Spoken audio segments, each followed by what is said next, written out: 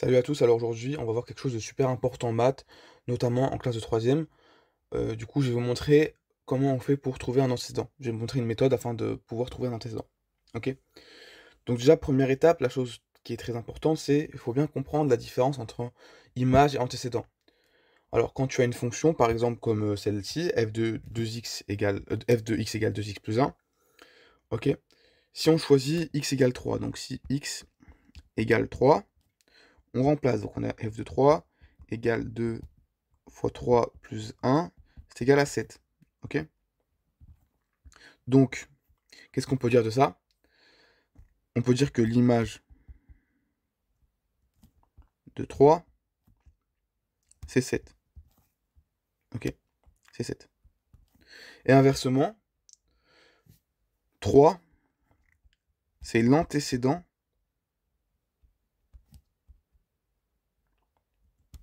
de 7. Ok? Donc l'image de 3, c'est 7. Et 3, c'est l'antécédent de 7. Bon, j'espère que c'est clair.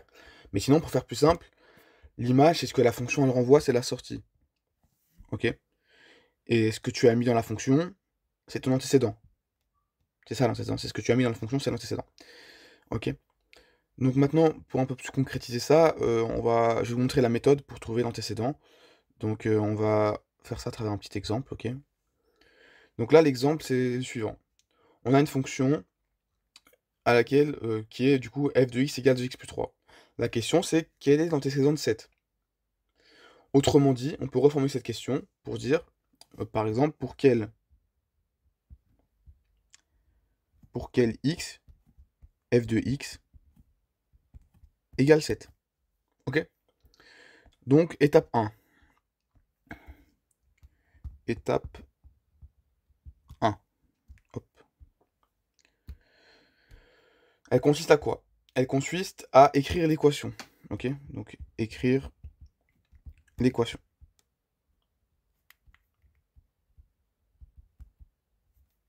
Ah, j'arrive pas à écrire. Hop, l'équation. Et donc, l'équation, c'est quoi? C'est 2x moins 3. Ouais, c'est moins 3, pardon. Égale 7. Ok, on est d'accord. Maintenant, l'étape 2. L'étape 2, c'est la résolution de l'équation. Ok? Donc, résolu... Je sais pas écrire. Résolution. Ok? Et donc, on va résoudre ça. Du coup, 2x moins 3 égale 7. Ça nous donne du coup, on balance le 3 de l'autre côté, le moins 3 de l'autre côté, donc ça nous donne plus 3, donc ça fait 2x égale 7 plus 3. Donc ça fait 2x égale 10. Maintenant, on va diviser 2 de chaque côté, donc ça fait 2 sur 2, x égale 10 sur 2. Hop, hop, on peut barrer les deux. Donc ça nous fait x égale 10 divisé par 2, du coup, est égal 5. Donc, qu'est-ce qu'on peut conclure? L'antécédent, j'ai oublié comment on écrit ça. L'antécédent de 7, c'est 5. On peut vérifier. Imaginons, donc l'étape 3, du coup c'est l'étape 3, oui. Étape 3, on va vérifier. Étape 3, vérification. Hop. Donc l'étape 3, elle est assez simple. On remplace ce qu'on a trouvé, du coup, dans la fonction. Donc f de 5 égale 2 fois, du coup, 5, moins 3. Donc 2 fois 5, 10. Moins 3, c'est égal à 7. On a bien trouvé euh, notre 7. Ok, parfait. Maintenant, on va voir un autre type d'exemple. Parce que parfois, il peut y avoir plusieurs antécédents. Par exemple, si je prends la fonction f de x égale x carré.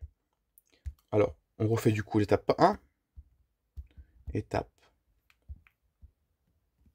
1, qui est, je le rappelle, l'écriture de l'équation. Ok? Hop, écriture de l'équation. Je vais tromper de couleur. Écriture de l'équation. Hop.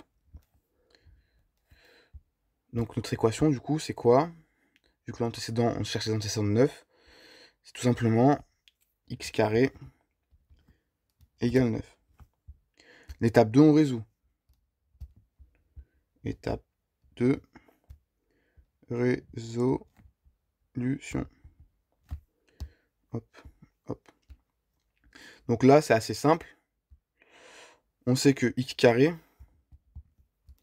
égale soit moins racine de 9 ou x égale racine de 9. Sauf que moins racine de 9, on sait que ça fait 3. Enfin, moins 3 du coup. Et racine de 9, bah, on sait que ça fait 3. Ok? Donc là, pareil, on peut vérifier. Donc étape 3.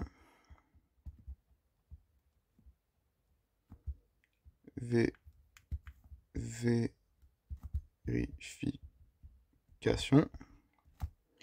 Hop, hop. Du coup, f de 3, bah, c'est 3 carré, c'est égal 9. Et f de moins 3, c'est moins 3 le tout au carré.